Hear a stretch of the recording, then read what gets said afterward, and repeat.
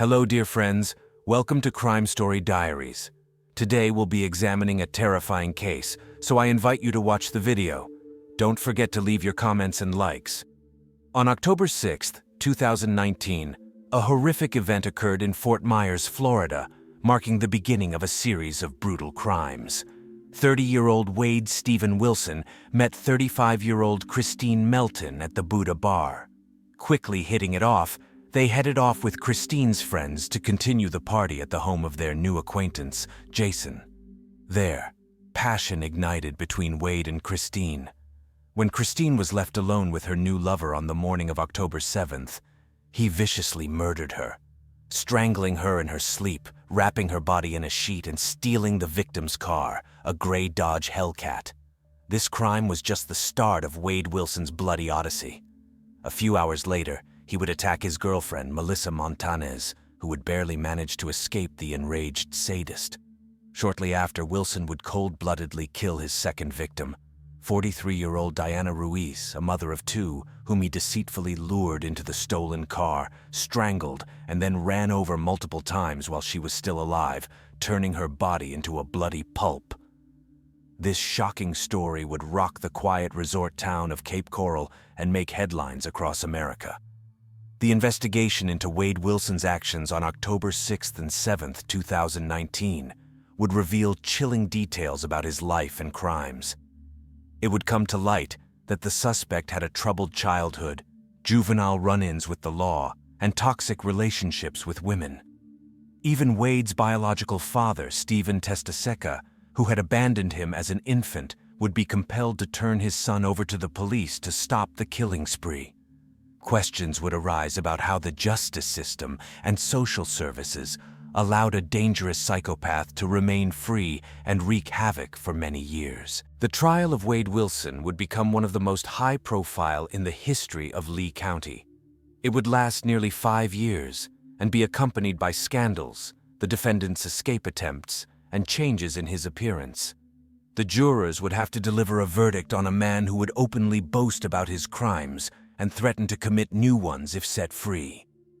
The fate of not only the brutal killer, but also the sense of justice and security of the entire community would hinge on their decision. Wade Stephen Wilson was born around 1994 into a dysfunctional family of teenagers who were too young and immature to raise a child. So the infant was given up for adoption to a couple, Candy and Steve Wilson, who already had 2 daughters and attended the same church as Wade's maternal grandparents. From a young age, the adopted son grew up troubled, constantly in conflict with the law. Wilson was first arrested in 2010 when he was about 16 years old. From then until the events described in 2019, he was detained more than 20 times for theft, fraud, hooliganism, and assaults. He repeatedly served time in prison, but always returned to his habitual way of life. Wade last found himself behind bars just a few months before the October murders. That term lasted about 3.5 months. It seemed that prison did not change his nature at all, but only hardened him in his criminal ways. Wilson's relationships with women were also marked by this destructive influence. He repeatedly exhibited cruelty towards his girlfriends, beating them, raping them, and threatening to kill them.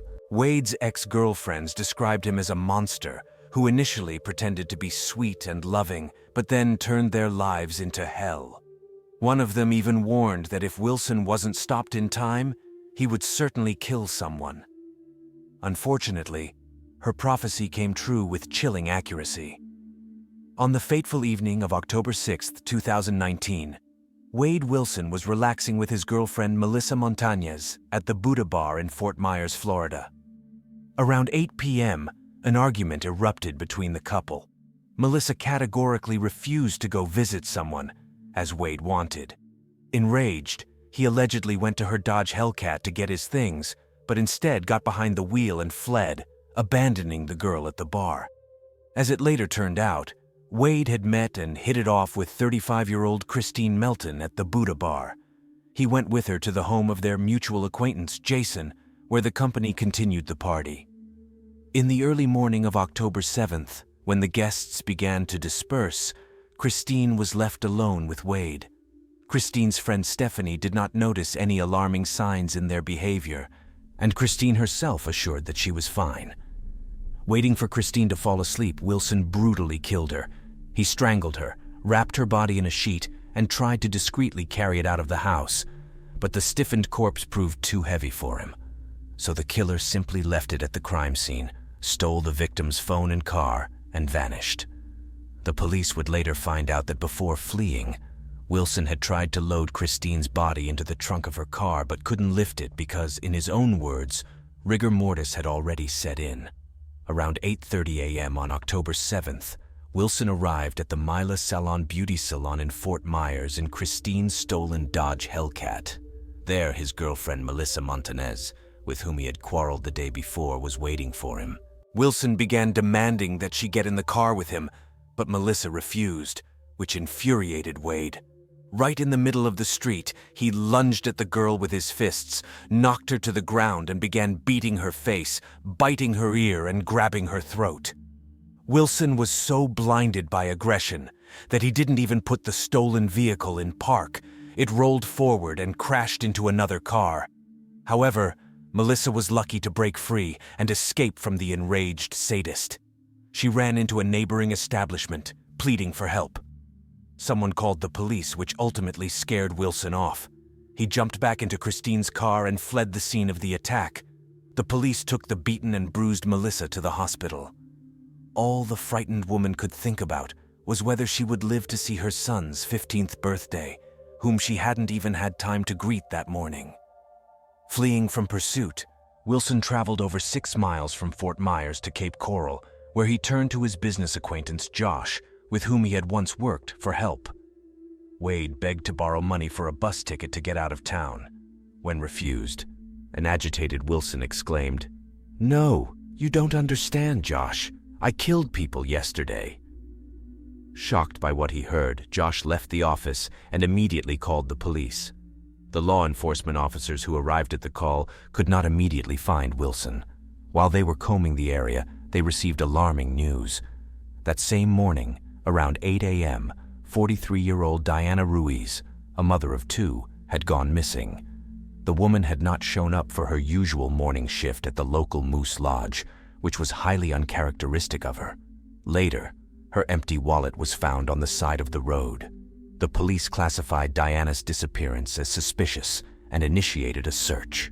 In the evening, Wade's anxious father, Stephen Testaseca, informed the investigators about his son's calls. During the first conversation, Wilson confessed to doing something terrible and that 2 people will never return. He called himself a killer. However, Stephen took it as another of his son's gloomy fantasies and did not attach much importance to it. Only during the second call, when Wade described his crimes in detail, did the father realize the chilling truth. Wilson recounted how he met a girl at a bar, took her home, and when she fell asleep, strangled her. He later tried to load the body into the trunk of the victim's car but couldn't do it due to rigor mortis. Instead, the killer simply left the corpse in the house, took the keys, and fled in the stolen vehicle. Wade picked up his second victim on the street, allegedly asking for directions. As soon as the woman got into the car, he immediately attacked her and strangled her right behind the wheel. Then he found a deserted spot, dragged the still-living victim out of the car, and ran over her several times, crushing her body into bloody pieces. After hearing this gruesome confession, Stephen Testaseca could no longer remain silent. He felt obligated to stop his son before he ruined more lives. Under the pretext of ordering a taxi, the father found out where Wade was hiding and passed this information on to the police. Around 10 p.m., a SWAT team surrounded the house that the fugitive had illegally entered. The owners had just left that morning for a vacation in Ohio. After half an hour of negotiations, Wilson finally opened the door and surrendered to the authorities. On the morning of October 7th, 2019, shortly after Wade Wilson's attack on Melissa Montanez, the Fort Myers police arrived at the scene of the incident at the Mila Spa Salon. There they found the beaten woman, who described her ex-boyfriend's attack in detail and reported that he had fled in a black Nissan Versa. Melissa also recounted Wade's history of domestic violence and drug addiction and expressed fears that if he had managed to drag her into the car, he would have certainly killed her. According to her, during the attack, Wilson repeatedly threatened to kill her. Concurrently, the Cape Coral police received a call about the suspicious death of 35-year-old Christine Melton at her home on Tudor Drive.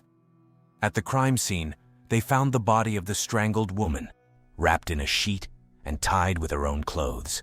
There were obvious signs of a struggle in the house, and the victim's car was missing. The gruesome discovery prompted the police to classify this case as a homicide.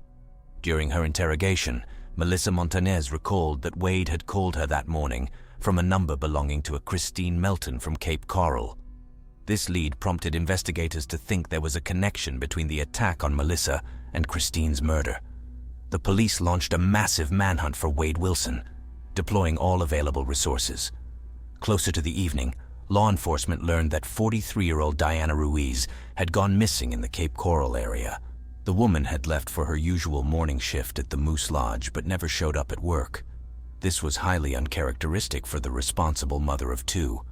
When her wallet was found on the roadside, the alarmed police declared Diana missing and initiated a search.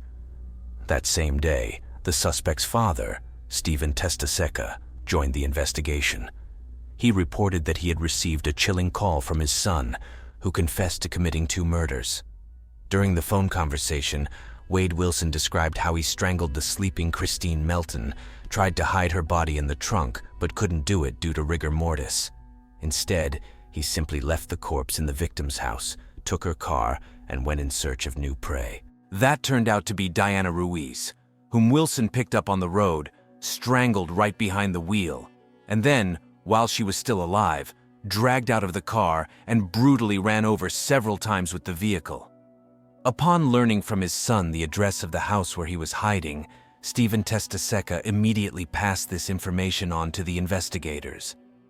On the evening of October 7th, the house was placed under siege, and after half an hour of negotiations, Wade Wilson was arrested.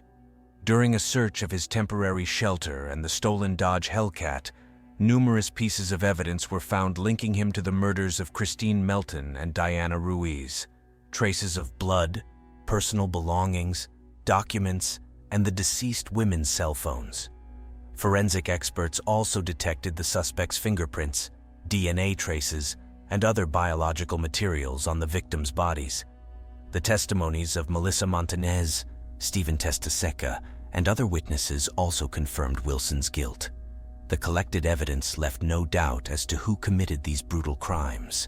The trial of Wade Wilson began in June 2024, almost 5 years after he committed the murders of Christine Melton and Diana Ruiz.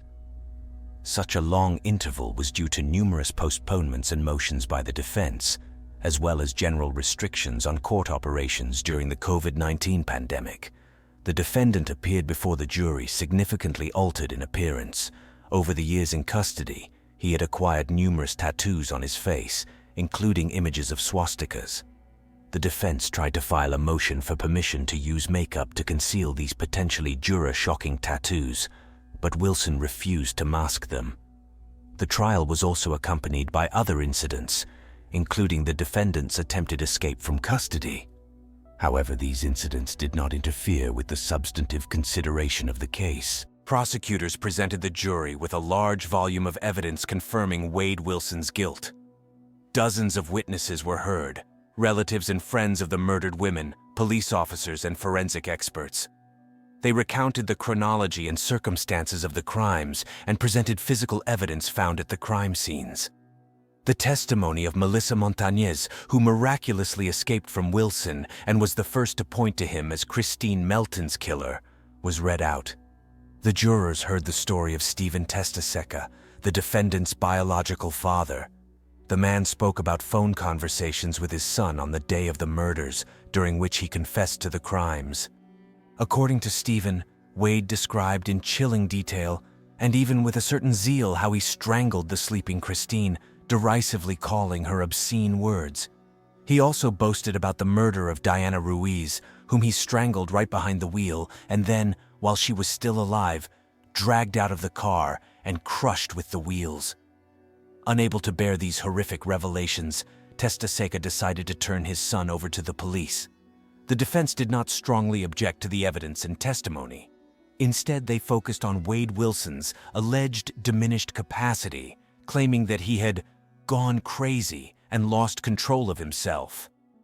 The defendant's lawyers insisted that the murders were not premeditated, but were the result of a sudden outburst of aggression triggered by drug use. However, these arguments did not significantly sway the jury. On June 8, 2024, after 6 hours of deliberation, the jury returned a unanimous verdict, guilty on all counts. Wade Wilson was officially convicted of 2 counts of first-degree premeditated murder of Christine Melton and Diana Ruiz, as well as assault on Melissa Montanez, car theft, burglary, and petty theft.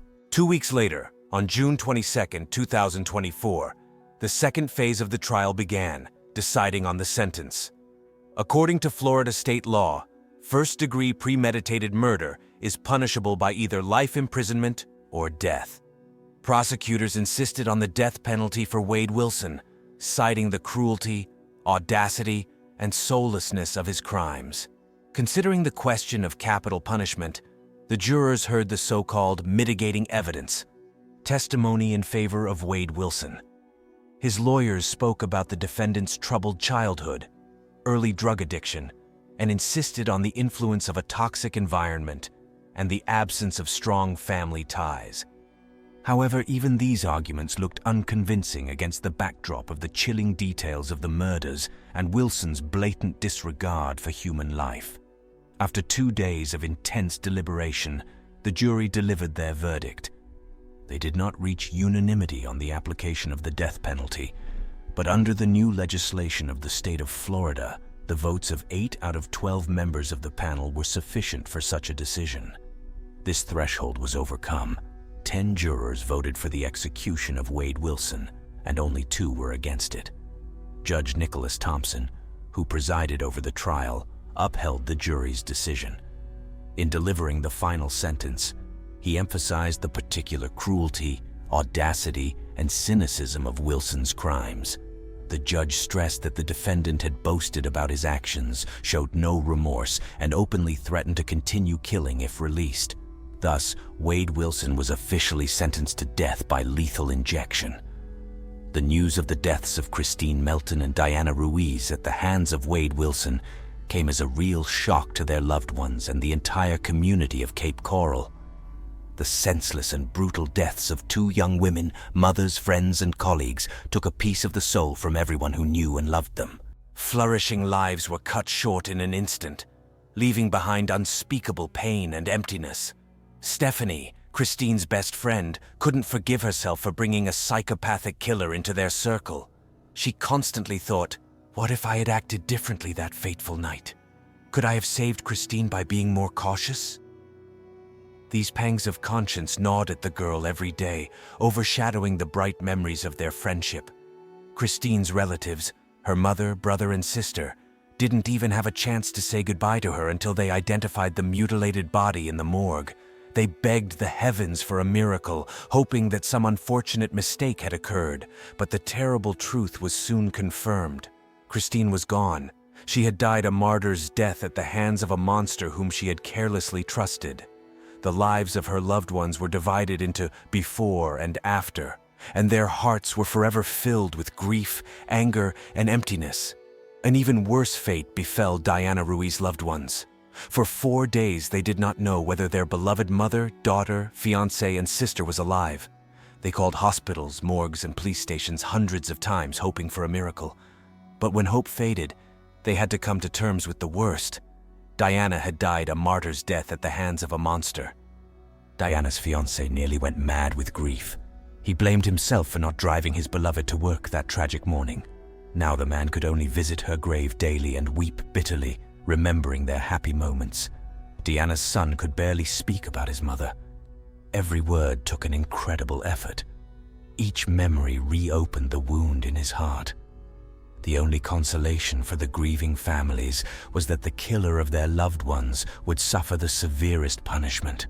It would not bring back the deceased, but at least it would quench the thirst for justice and protect other people from the fate of Wilson's victims. The court sentence, life imprisonment or execution, was some satisfaction for their suffering. For Melissa Montanez, the end of this story was also bittersweet. She barely escaped becoming the third victim of her insane ex-lover, and still could not comprehend how he had so masterfully pretended to be an innocent lamb. The girl shuddered at the thought of what would have happened if she had believed his sweet promises and given him another chance. Would she have ended up in a bag with her throat slit? Only now did Melissa realize what a predator she had been involved with, and she was glad that she had finally escaped his clutches. Although the emotional scars would remind her of this painful experience for a long time. The horrific case of Wade Wilson, Christine Melton, and Diana Ruiz became a tragic lesson for the entire society. It showed that evil can hide behind an attractive mask, pretend to be a friend and lover, that the inability to control impulses and toxic masculinity combined with drugs is a ticking time bomb. That indifference to violence and the objectification of women can lead to a bloody denouement. Perhaps if someone had stopped Wade during his first attacks on girls, Diana and Christine would be alive. If the police had responded more harshly to his beatings of ex-girlfriends, the next victims would not have joined the list of the dead. If we all were more attentive to signs of hidden aggression in the behavior of loved ones, we would more often prevent misfortune. Of course, some will say that maniacs like Wilson are simply incurably sick and dangerous beings, that no psychotherapy, medication, or upbringing will curb their thirst for blood.